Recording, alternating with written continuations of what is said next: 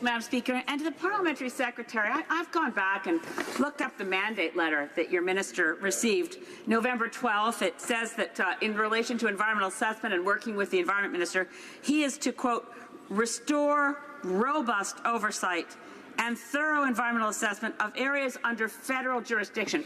I want to highlight that part, federal jurisdiction, because the expert panel that this government mandated to look into environmental assessment at a cost of over $1 million came back with this clear advice, quote, federal jurisdiction include, quote, at a minimum, federal lands, federal funding, and federal government as a proponent, as well as species at risk, fish, marine plants, migratory birds, greenhouse gases, indigenous peoples. There was a longer list.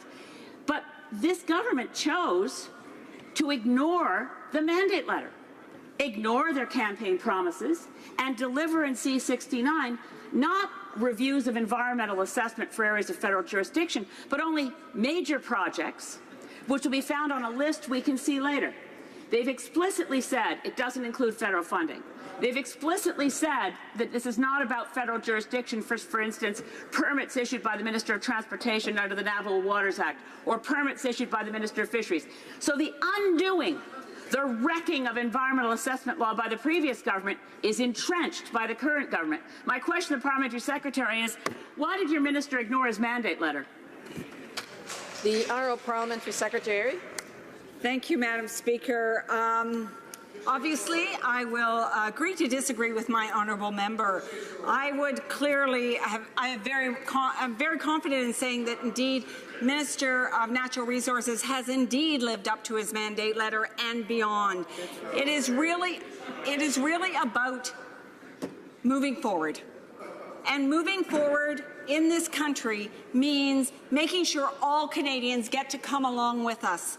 Not just Canadians who have the ability to come and have a say, but those that don't are provided the opportunity to do that.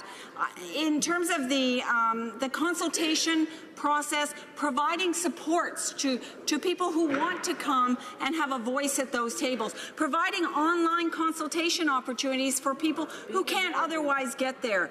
It is about inclusivity. It is about listening. And Madam Speaker, at the end of the day, when we hear from everyone who wants to have a say, we are building trust in Canadians, and we will move projects forward in this country only by doing that. Thank you, Madam Speaker.